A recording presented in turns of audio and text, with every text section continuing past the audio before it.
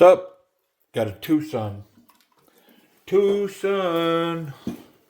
Twosun. Tuesday's gone.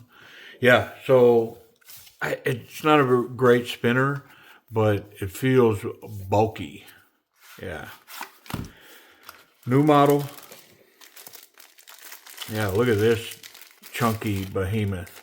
Oily man. Oily knife. I don't know where I come up with that, but I always think it. Carbon fiber, titanium, front flipper. It's got this subdued bat flipper with some jimping. It also has a thumb hole, reverse hole. It's got a partial backspacer, tip,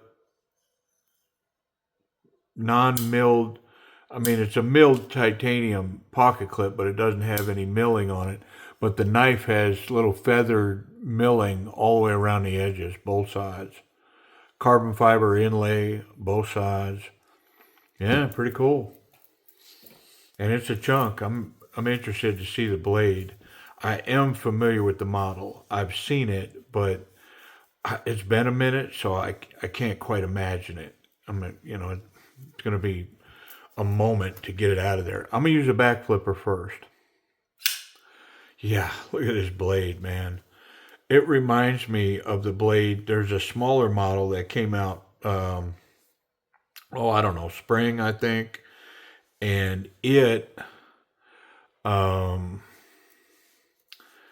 had smaller handles, but the blade looks kind of similar.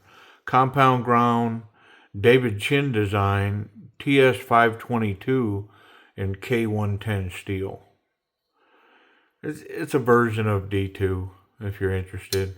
It's like a D2 steel. Reverse flick, thumb flick. Yeah. It's got a pretty decent choke up spot here. But it didn't sacrifice this primary grip. I like it. Yeah, that compound ground. That's legit. Very nice. Got some oily stuff up here. I'm seeing on this one where it's marred up here on the flat. Yep. It's got like a defect.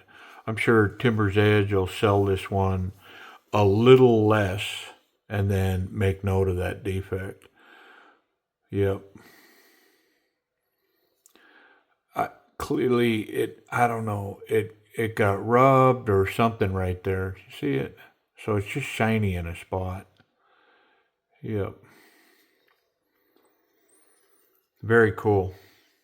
Interesting piece.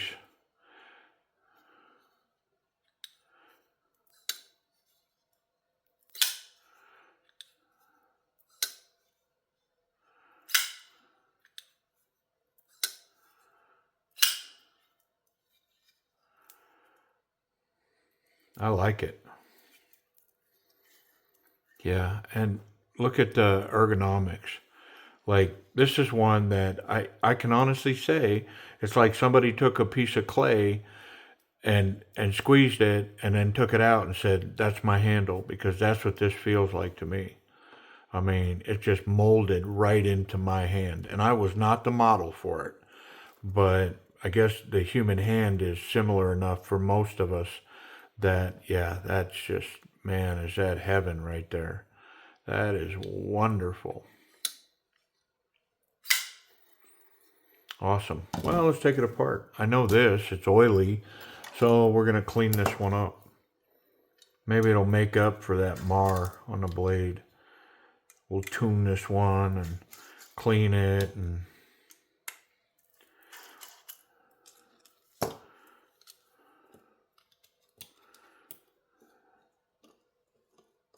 lots of oil in here. Yep.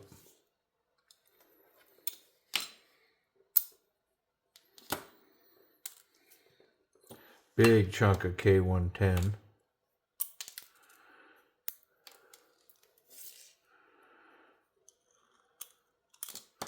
Lots of skeletonizing on both sides. I'm guessing the carbon fiber is going to come out of there.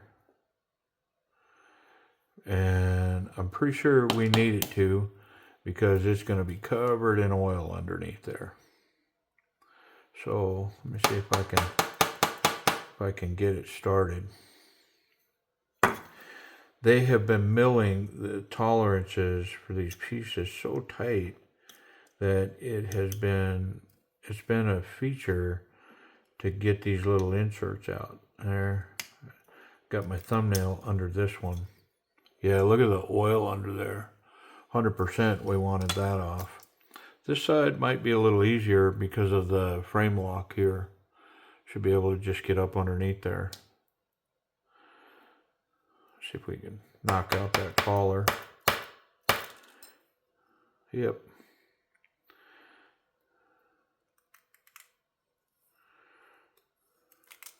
There we go. Yeah, completely oil soaked. All right, let's do some towel work. And then we'll put it back together. And wrap up.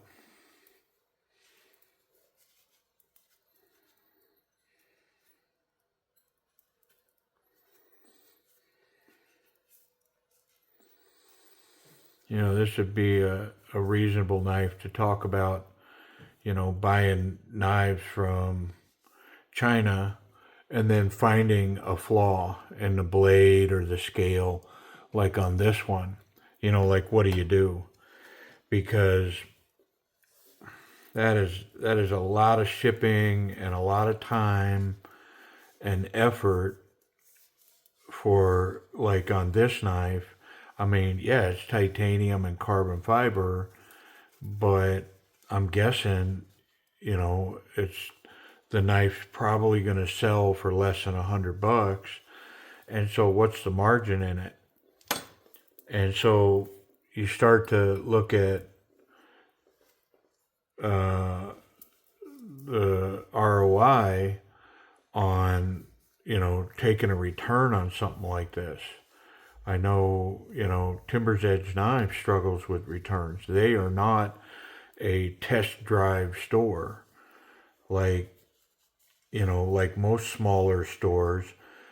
Most of them don't say it, but if you look in their return policy, most of them will say, hey, excessive returns won't be tolerated. You know, you get one a year or two a year, because, you know, when you factor in the margin in a knife like this to take it back, and then the shipping, and, you know, you paid processing fees, and, you know, those things don't get returned. That just becomes an expense.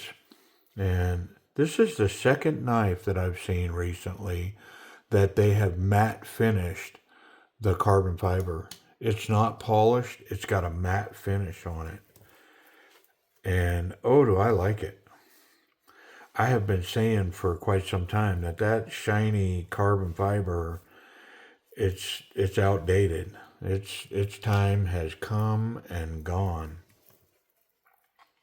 But this matte finish that they're putting, oh, be still my heart. Yeah, I like it a lot. Very nice. But yeah, the returns on these, it's just difficult. Now this one's got a defect in it. And so, you know, as a consumer, I mean, I know I would want something, but it's always a cautionary tale with a Chinese manufacturer. You know, I used to have a really solid collection of mercenary knives. And man, they sent me one, and I haven't talked about this in a long time, but they sent me one, and when I squeezed it, the knife would unlock. And so, I mean, I wasn't upset or nothing, but I just reached out and I said, hey, this knife, the lock's faulty, can I return it? And I planned on just buying another one. I thought that it was that unit specifics, whatever. And so they said, yeah, sure. And so I returned it and I went to buy that knife and they had blocked me. And to this day, they've reached out to me and said, hey, would you be interested in some of our stuff? And, I don't know how serious they were about all that stuff, but um, I told them, I said, hey, I love your knives and I think you guys are doing some great stuff. Some of the rattlesnake designs in the early days, I dig it. But you guys blocked me. I couldn't buy your knives if I wanted to. So if you unblock me, yeah. And they won't unblock me. That return that I did with them, man, it drew the line in the sand. They didn't want no part of me ever again. So, I'm just saying, it's a cautionary tale, man. I think all of them will return a knife for any reason, but I do think you run the risk of them making the decision that you're not worth doing business with. And I know most of the smaller shops are kind of the same way too. I mean, I'm not going to name them, because it's their business. But if you go read some of the return policies, they're not having it. Like, if you buy a knife and then you just go, yeah, I don't like it, I want to return it. Most smaller shops can't afford to be that. There's not enough margin to be eating, shipping back and forth, that kind of thing. And so, I mean, my recommendation is try to buy, if you want to test drive a knife, try to find a local store where you can go put it in your hand. And then, of course, for that service, I don't know, is it reasonable that you buy it from them? I mean, I'm sure they would say yeah. But the other option is Amazon. If you can find the model on Amazon, you can test drive anything there, send it back.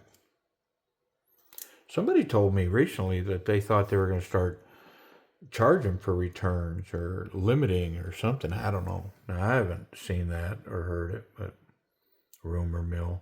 I say it here, and then that rumor just spreads like wildfire, right? Yeah. Yeah, returns are tough, man.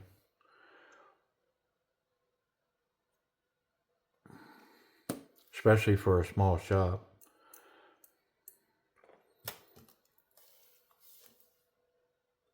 But I think that all shops, so here's the point I was going to get at. I think all shops, this mar on the blade, if it wasn't disclosed, I think all shops would say, yeah, just send it back. But bear in mind, trying to get, for Timber's Edge knives, trying to get Twosun to stand behind this as a manufacturer, it's a whole nother thing. And that's why you'll see open box items for sale at all of the non-large online retailers, because they're not sending these back. They're not going back to the manufacturer. The manufacturer don't want them. And so a lot of times these smaller knife stores end up having to eat that shipping, that processing fee, and then they just have to discount the knife and try to break even on it. Yep. I do know that to be true. And of course, hey man, at one time I thought, if they were selling $100 knives, they were making $90. No, that's not what's going on. It's not that kind of money in these. There's just not.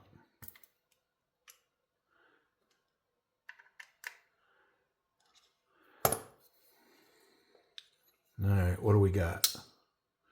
Centered. Locked up tight. I think I might be too tight.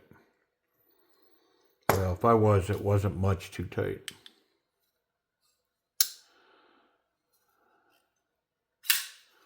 Wow. This thing's a beast. It's an absolute tank.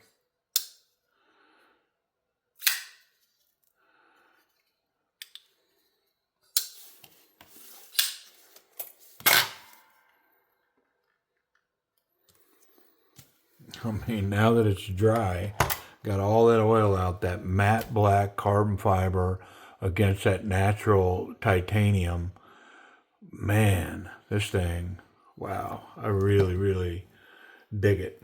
I mean, it's a beast. It's a big fat chunker, for sure, a chunker. Let's talk about this action. So very smooth, glass-like smooth. That front flipper is nice. I feel like I almost could have lightened the detent slightly on this. I mean, I'm not going to go back and do it, but I feel like I almost could have. There's a little bit of lock rock in this when I go here. I feel it.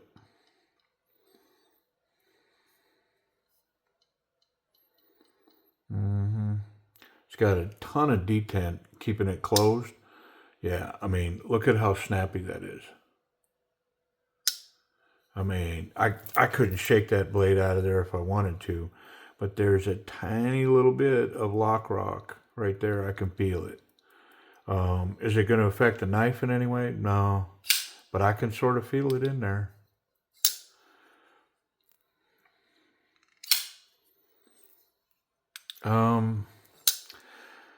I mean, with the lock rock in it and all that, I'm going to give it a B plus. You know, I mean, I have to call it for what it is. Now, are they all that way? I doubt it. But is this one that way? Mm-hmm. Love the back flipper. Reaching into the lock, it's a little tight. Yep. And I'd say that I could go in and lighten this, but the fact that it already, see, it's solid as a rock here. There is no movement in there whatsoever. But when it's closed, there's the tiniest little bit of movement there. So going in and lightening this detent could only increase that. And so, yeah, I'm going to leave it B. But still a solid B plus. This thing, yeah. Ergonomics, yeah, this thing gets high marks for ergos. It's very, very, very comfortable in hand. Reverse grip is solid as a rock, very confident. And then bonus ticks here for this reverse grip. This is super confident grip. And yeah, boom. And I'd much rather be here than here. But this in hand right here, yeah, if you like a thick beast of a knife, this one qualifies. Really does. Very nice. And it's legit. I know it's only K110 steel, but all of this, I mean, it's primo. It's top shelf Twosun stuff. Why this blade's kind of marred up, I don't know. I can't explain it. I tell you what I am going to do, though. I'm going to grab another one, and we're just going to sort of wipe it down and look at it and see what we have. Okay, so here's another one, brand new, coming out of the package. Let's see if this one, I mean, I don't want to wipe it a bunch because honestly, it's just going to come new in package. But I'm going to wipe it a little bit. Let's see if this one's got any markings on the blade. And it does. I see it. Yeah. Up in here. And only on that front side. Yep.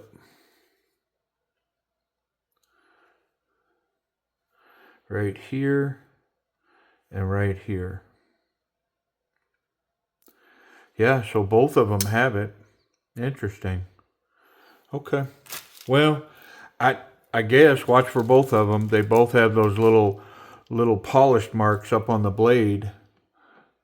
Right there. It's got it here, and then there's a little bit back here. The only thing I can guess is that it's rubbing. I mean, that's clearly what I would think is happening there. I don't see, that's not even touching anything. That spot right there. So I don't know what that's from. It's most definitely not touching anything. So, yeah. All right. Well, let me get you a price on these. Okay. Well, these would normally probably be out around $129. But with what's on here, I'm hearing they're probably going to run these right around 98 bucks. So if you subscribe, that'll get it down just a tick under $90, in the $80 range, somewhere in there. So I don't know, what is that, like a 20% additional, something like that, 20 or 25%. So yeah, around 80 bucks, 80 something, where I think these are going for quite a bit more than that, like $120, something like that. And that's from China. So yeah, anyways, appreciate y'all watching. TS522 K110 David Chin design. Appreciate y'all watching.